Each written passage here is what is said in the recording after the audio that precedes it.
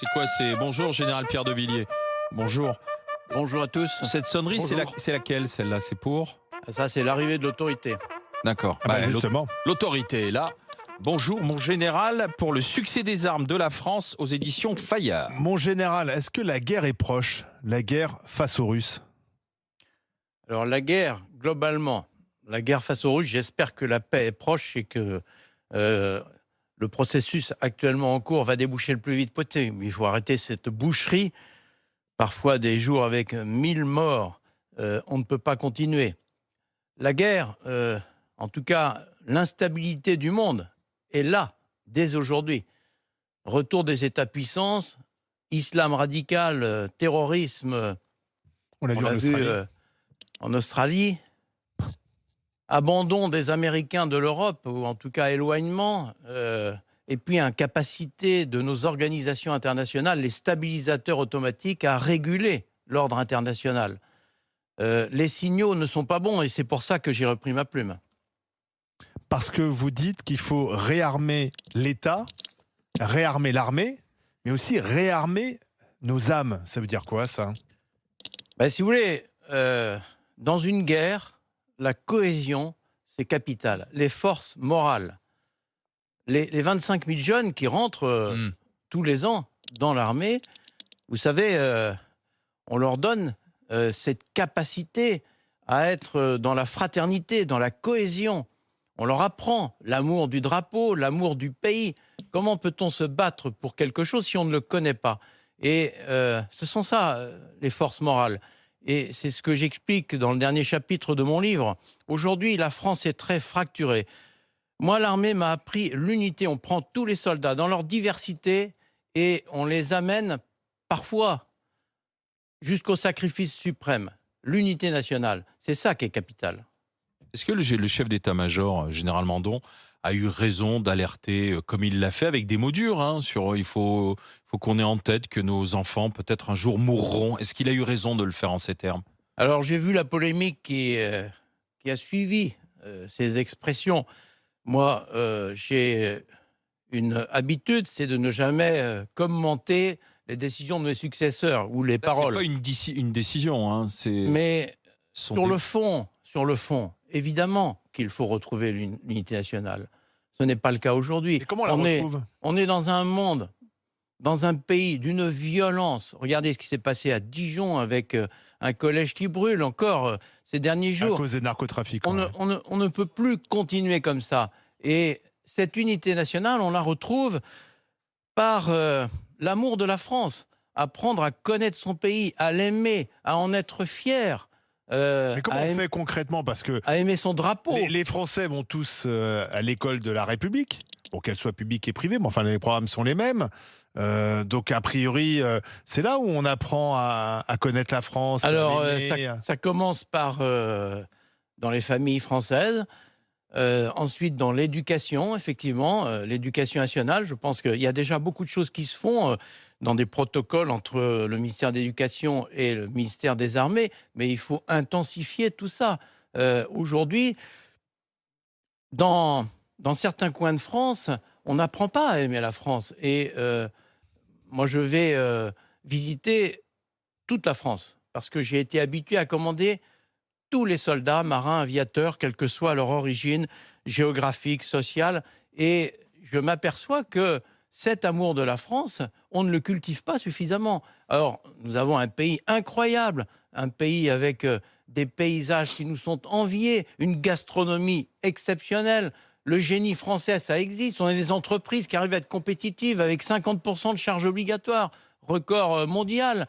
Alors, le génie français, il faut le rappeler, il faut en être fier. On voit bien qu'à certains moments, la France retrouve cette unité. Par exemple, quand la France gagne la Coupe du monde de football, quand on reconstruit Notre-Dame, quand on fait les Jeux Olympiques, eh bien, c'est cet état d'esprit-là que j'appelle de mes voeux dans mon livre. Pourquoi, justement, le patriotisme, ça semble ringard? Ça semblait ringard à une certaine époque, post-68 art, et c'est vrai que la paix était tellement ancrée dans les esprits après la chute du mur de Berlin en 89 que tout ça paraissait un peu désuet. Alors, dans les armées, on a continué à cultiver ce patriotisme parce que nous avons été dans des opérations, souvent à l'extérieur, évidemment. Mais ce patriotisme revient. Moi, j'ai le sentiment qu'il y a besoin de proximité aujourd'hui. Les Français disent, mais qu'est-ce que c'est que ce merdier? Qui décide dans tout ça? Et ils ont envie, on l'a vu avec le Covid notamment, de revenir à cette proximité. Il y a un retour du patriotisme en France. D'ailleurs, regardez l'armée française. euh, Quand vous regardez les sondages, il y a une popularité incroyable. Et l'armée, c'est l'incarnation de la nation et Oui, de mais la ce patriotisme. proximité, quand on explique aux Français que c'est la Commission européenne qui décide, par exemple, qu'on va appliquer le Mercosur, je prends cet exemple parce qu'il est d'actualité, et que malgré les réticences de la France, la Commission européenne ce matin vient de dire qu'elle espérait que le Mercosur soit signé et appliqué d'ici la fin de l'année. Donc finalement, la France politiquement dit bah non, nous on n'en veut pas, mais la Commission européenne dit bah nous on va le faire quand même, et on n'aura pas le choix puisque on n'a pas la force de bloquer. Oui, alors, j'ai un chapitre concernant la coopération européenne.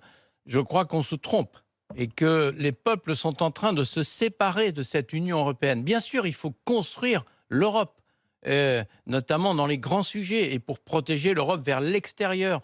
Mais à l'intérieur de l'Europe, il faut arrêter d'étouffer, de croire qu'on va fusionner ces pays. Ce n'est pas possible. J'explique que l'armée européenne est un mythe qui est en train de détruire cette belle idée de la coopération Vous n'y croyez pas, européenne. vous, à l'armée européenne? Je crois à la coopération européenne en matière de défense, dans des grands projets interétatiques. Pourquoi ne va-t-on pas plus vite pour construire un char en commun, un avion en commun? Il y a des tas de projets à faire, mais interétatiques. La défense, c'est des frontières, un territoire, la terre des pères, une nation, une communauté d'hommes et de Donc c'est femmes le qui chef de vivent la sur une nation qui terre. décide pour son pays, c'est pas une Moi, j'ai fait, autorité. La terre, c'est ça. j'ai fait beaucoup d'interventions en multinationale. J'avais 15 pays en Afghanistan, la même chose au Kosovo, et ensuite comme chef d'état-major. Pratiquement toutes nos interventions étaient multinationales. Ce qui fonctionne, c'est quand on respecte la capitale, le drapeau du pays concerné. Si vous voulez passer outre, ça ne fonctionne pas. On ne peut pas fusionner au combat des soldats dans une même unité. Ça ne marche pas. Flora Guibali. Vous parlez de cohésion nationale comme condition sine qua non pour redevenir fort. Et je suis totalement d'accord avec vous. Je pense qu'aujourd'hui, on a l'air faible auprès de nos ennemis parce qu'on est divisé. D'ailleurs, il y a des rapports qui montrent que le Kremlin joue avec nous sur les réseaux sociaux parce qu'il voit que la nation française est une nation particulièrement déstabilisable démocratiquement et donc ça les amuse de nous déstabiliser. Donc moi, je suis d'accord que le point de départ, c'est de retrouver la cohésion nationale. Est-ce que, ceci dit, vous êtes édité chez Fayard, qui est la maison d'édition du groupe Bolloré, qui a aussi CNews, tout un tas de médias qui, pour moi, participent énormément au clivage, aux fake news, aux divisions. Est-ce que vous ne pensez pas que le premier sujet, alors ça peut vous paraître à côté et pas très militaire comme question, il n'empêche que pour moi, c'est au cœur du sujet. Est-ce que vous êtes d'accord qu'au cœur du sujet, on doit retrouver une cohésion dans le débat national et qu'il y a des groupes qui participent plus ou moins à ça? Oui, nous sommes des Gaulois. Avec les avantages des Gaulois, ce sont des bons guerriers, et les inconvénients, nous sommes capables de nous diviser, et aujourd'hui, vous avez raison sur votre constat. Ce qui me fait peur, et c'est pour ça vraiment que j'ai voulu écrire ce livre, c'est que, en fait, les forts sont attirés par les faibles. Et nous, les Européens, nous sommes les faibles aujourd'hui dans ce monde en mouvement qui se reconstitue, avec d'un côté tout un groupe d'États, puissances, pour ne pas dire autocratiques, dans lequel vous retrouvez la Chine, la Russie, la Turquie, l'Iran, etc. On a vu ce sommet début septembre. Ce nouveau monde bipolaire qui se reconstitue avec comme seul objectif commun. Ils sont très différents, mais ils ont un point commun qui les unit, un seul: L'effondrement de la l'Europe. haine de l'Occident Ouais. et du grand Satan américain. Et nous, en face, nous sommes faibles, nous avons désarmé pendant des décennies, nous n'avons jamais cru que la guerre allait revenir. Et nous sommes dans cette situation aujourd'hui. Et c'est dans la nature, on le sait. Le fort est attiré par le faible, le fort attaque le faible. Et donc il est grand temps de retrouver cette force. Et cette force, elle se matérialise par une armée, une diplomatie, une économie, évidemment, c'est global. Mais elle se matérialise aussi par cette capacité à être ensemble. Cette fraternité que j'appelle de mes voeux. Et tout ce qui divise, moi, ça ne m'intéresse pas. Alors, vous parlez de Fayard. Moi, je suis chez Fayard. C'est mon 5e livre. Depuis 8 ans et demi, je suis rentré chez Fayard avec Sophie de Closet, qui était présidente. Depuis, ça a changé 2 fois. Donc, j'avais aucune raison de changer. Mais moi, je suis un homme d'unité. Je pense que les Français attendent la fin de ces querelles et ils en ont marre qu'on dépense beaucoup d'énergie dans ce genre de choses inutiles. Mais général, dans votre livre, à un moment, vous citez 3 lignes Maginot. Rappelons ce que c'était la ligne Maginot durant la Deuxième censé Guerre nous mondiale. protéger. C'était soi-disant cette forteresse, cette ligne d'infrastructure qui était censée nous protéger de l'envahisseur allemand. Imaginé par un ingénieur. Malheureusement, son nom est devenu péjoratif. Les Allemands sont passés. Vous dites qu'il y a 3 lignes Maginot. La dissuasion nucléaire, qui est donc censée nous protéger, mais à vous écouter, finalement, c'est qu'on se leurre quand même un peu. Vous dites l'Europe. Et la 3e ligne Maginot, c'est qu'on ne peut pas croire à une invasion rapide. Pourquoi ces 3 lignes Maginot, général? Parce que, en fait, j'ai eu, finalement, dans ma carrière, l'opportunité de rencontrer les 4 derniers présidents et en Conseil de défense. Et évidemment, une question centrale en Conseil de défense, c'est qui va nous attaquer, mon général? Et à chaque fois, il y avait ces 3 arguments qui ressortaient, que je considérais des lignes Maginot. La dissuasion nucléaire n'a pas empêché les Russes d'attaquer les Ukrainiens, Exactement. que je sache. Et la dissuasion nucléaire, elle a fait tomber le mur de Berlin, mais pour une raison majeure, c'est qu'elle s'accompagnait de forces conventionnelles crédibles du même niveau de suffisance. Mhm. Ce n'est plus le cas aujourd'hui. Nous avons une dissuasion nucléaire intacte et c'est l'honneur de la France que, quelles que soient les majorités politiques, d'avoir continué à avoir cette dissuasion crédible. Le terme crédible est très important, la crédibilité. Mais nous n'avons plus cette crédibilité pour les forces conventionnelles. Ensuite, la L'Europe. capacité Ouais. à, On en a parlé. en international. Mon général, nous ne serons pas tout seuls. S'il y a une guerre, nous ne serons pas tout seuls. Certes, demandez aux Ukrainiens ce qui se passe. Un pays est d'abord là pour protéger sa terre, ses frontières. Et c'est de sa responsabilité. Bien sûr que nous ne serons pas tout seuls. Bien sûr que je suis bien placé comme ancien chef d'état-major pour vous dire que, évidemment, les opérations sont généralement à plusieurs. Et là, on le voit bien avec l'Ukraine. Mais quand vous êtes faible, vous risquez d'attirer le fort. Et quand le fort arrive, vous êtes seul. 3e ligne Maginot, mon général, nous aurons le temps. Ne me dites pas qu'on va être attaqué du jour au lendemain. Mais on voit bien, ça fait 8 ans que j'ai démissionné. Pour cette raison majeure, parce que je voyais le décalage entre la gouvernance de la France en paix et la montée des tensions. Et on a bien vu, personne ne croyait qu'il allait passer la frontière avec ses troupes. Il avait 100 000 soldats massés, on disait, et lui-même la veille disait, c'est un exercice d'entraînement, Et on le croyait. président Poutine. On voulait le croire. Et on voulait le croire. Et donc, Nous rassurer. on me répond, le pire n'est jamais certain. Mais bien sûr, mais oui. Est-ce que le président Macron, depuis votre démission, a changé quand même? Est-ce qu'il a compris? Alors, je pense que ma démission a créé un électrochoc qui a fait que nous avons fait un effort budgétaire de réarmement. Mais cet effort est insuffisant par rapport à la dégradation du Ça contexte. devrait atteindre quand même pendant ce temps-là. 100 milliards d'euros à l'horizon 2035. Oui, C'est ce que oui. veut Sébastien Lecornu, Oui, c'est ce que je veux. ex-ministre des Armées. C'est ce que je veux. Oui, Oui, moi aussi. Ben, c'est ce je qu'on suis fixe. dans le même chiffre. oui, mais vous y croyez Mais pas? il y a un problème depuis 8 ans, si vous voulez, c'est que il y a plein de discours, il y a plein de paroles. Le lundi, c'est blanc. Le samedi, c'est noir. Et il n'y a pas de cap, il n'y a pas de vision, la stratégie. C'est ça que j'appelle de mes Oui, voeux. mais alors, il y a un petit passage dans votre livre où vous dites le passage à la fameuse économie de guerre doit se matérialiser. L'état profond, vous dites, l'état profond doit être maîtrisé pour éviter tout malentendu, réticence et retard. L'état profond. Ce sont les complotistes qui parlent de l'état profond. Pour vous, c'est quoi l'état profond, Général Villiers, qu'il faut maîtriser, qu'il faut mettre au pas? C'est le président de la République qui a utilisé cette expression devant les diplomates à la rentrée de septembre il y a quelques années. Non, c'est-à-dire que c'est un peu ce que vous disiez, madame, tout à l'heure. C'est-à-dire qu'il y a chacun est dans son tuyau, dans son nid d'abeilles et protège bien son truc. C'est l'administration, l'état profond? Et je prends un exemple. Un programme d'armement, il y a 3 interlocuteurs, ce qu'on appelle le trilogue, entre la délégation générale pour l'armement, avec les ingénieurs qui font le lien entre l'état-major qui exprime ses besoins opérationnels, tactiques sur le terrain, et puis l'industriel qui fabrique. En France, on a une plateforme industrielle exceptionnelle, la plus grande en Europe. On a des PME sous cette plateforme qui sont magnifiques. On a un outil extraordinaire. Simplement, ils n'ont pas les commandes parce que nos procédures sont tellement longues, tellement bureaucratiques, tellement administratives, juridiques, et on prend toutes les mesures nécessaires pour que ça traîne. Ça n'avance pas. Ça n'avance pas. En 2017, nous avions 200 chars, 200 avions de combat, 15 frégates de premier rang. Aujourd'hui, c'est le même chiffre. Ah oui. C'est le même chiffre. Malgré les discours, parce qu'on nous dit qu'on est en train de se rééquiper, de se réarmer. Qu'est-ce qui empêche que ça On a avance? bouché les trous. On est allé tellement loin pendant des décennies dans la diminution de notre effort de défense et dans la suppression des régiments, des bases aériennes, des bateaux.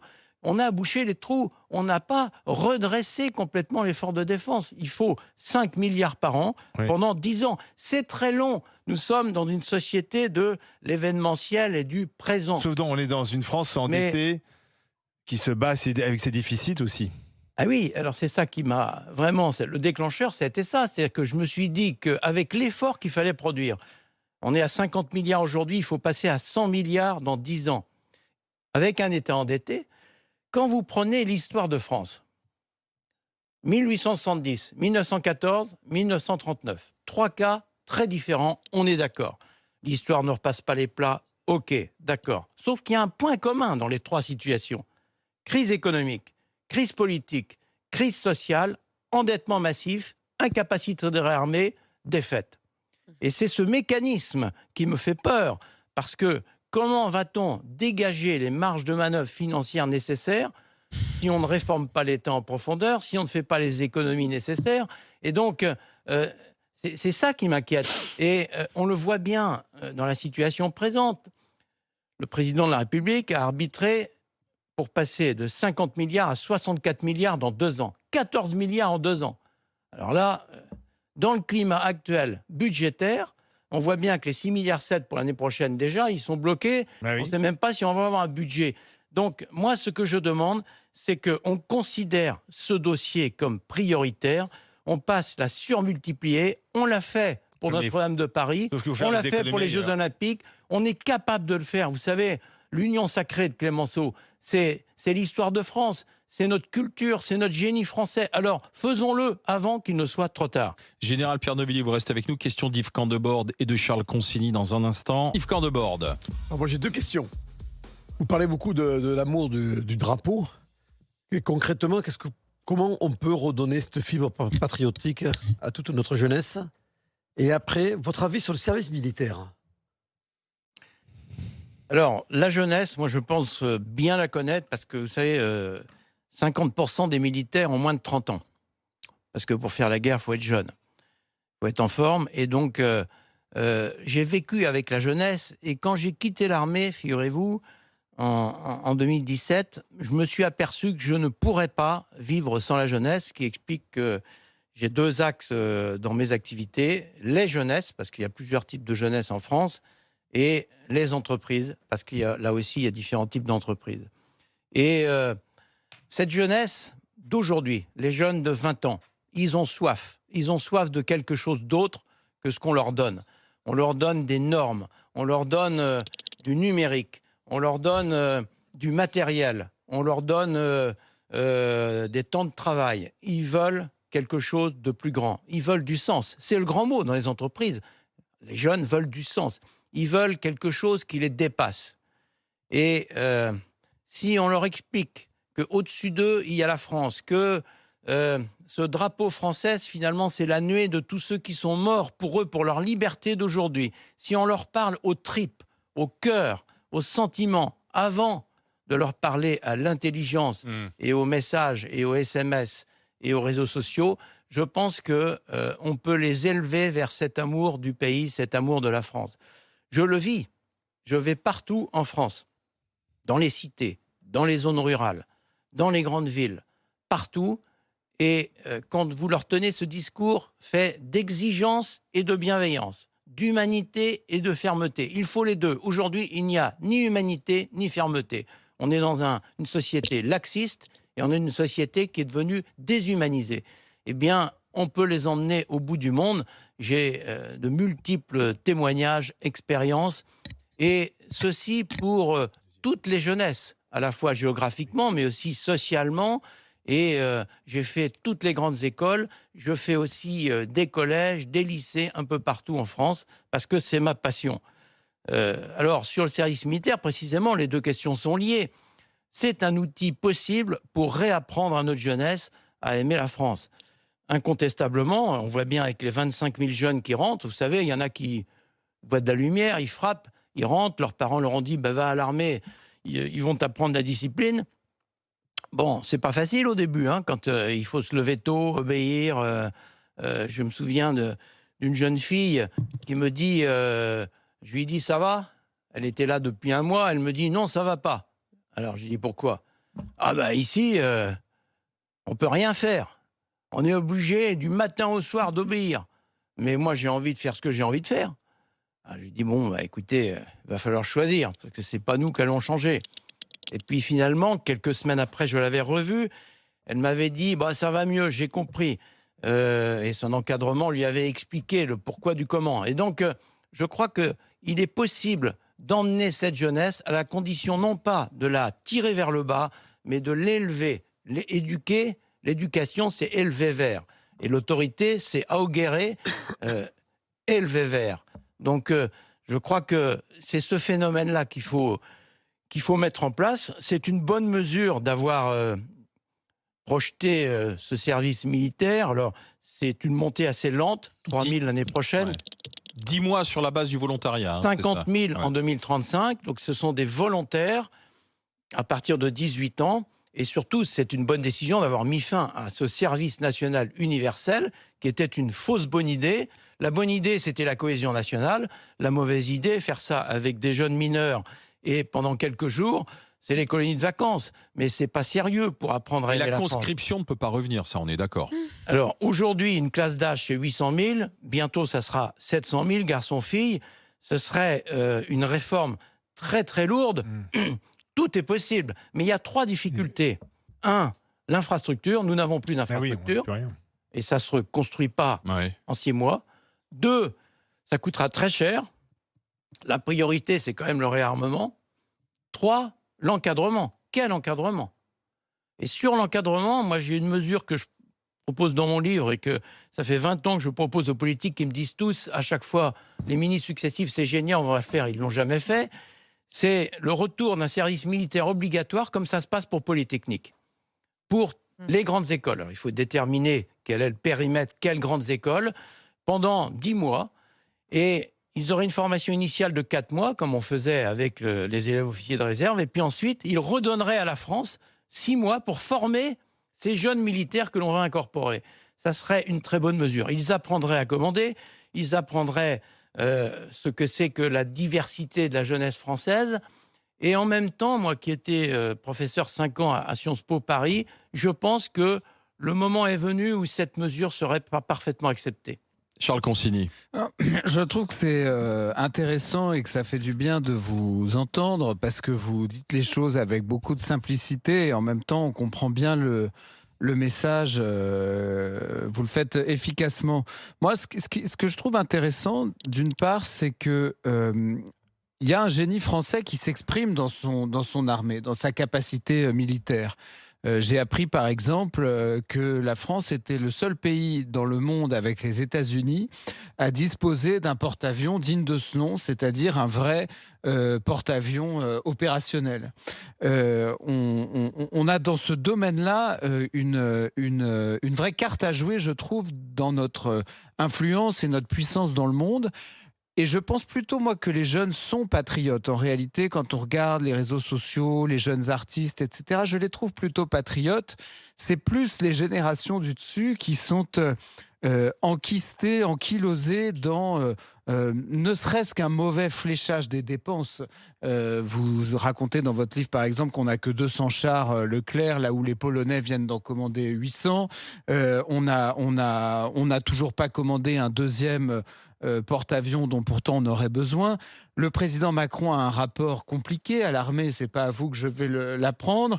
Il était à la limite de passer par perte et profit notre dissuasion nucléaire quand il était membre de la commission Attali et qu'il cherchait des économies de dépenses publiques. Il avait dit ça coûte, je ne sais plus combien, 4 milliards par an, ça sert à rien puisqu'il y a les Américains, on s'en fout, on n'a qu'à laisser tomber. Donc moi je trouve que ça fait du bien et je pense que en fait tout ce que traduit aussi votre message, c'est que la France a maintenant besoin d'une alternance politique, que le pays est assez fatigué, qu'il a du mal à se projeter et qu'au fond, pour retrouver un peu de goût du drapeau et se reprojeter dans l'avenir, il faut aussi que ça passe en fait par la politique. Et ce qui m'inquiète, c'est que l'alternance qui a le vent en poupe en ce moment, c'est le Rassemblement national, qui est un parti pro-russe, très défaitiste sur le plan militaire. Et donc, voilà. Vous, qu'est-ce que vous entreverriez comme alternance digne de ce nom avec de nouveau des responsables politiques qui ne font pas des discours vides mais qui nous amènent quelque part? Quelle alternance politique? Sachant que les Alors Français, d'abord, je voudrais rebondir sur votre début de question. Oui, nous avons des armées françaises exceptionnelles que l'on a réussi à conserver dans la globalité de la capacité opérationnelle. On a des niches, c'est petit. Certains disent que c'est l'armée bonsaï, mais c'est formidable. Quand j'étais chef d'état-major, j'étais reçu comme l'Américain.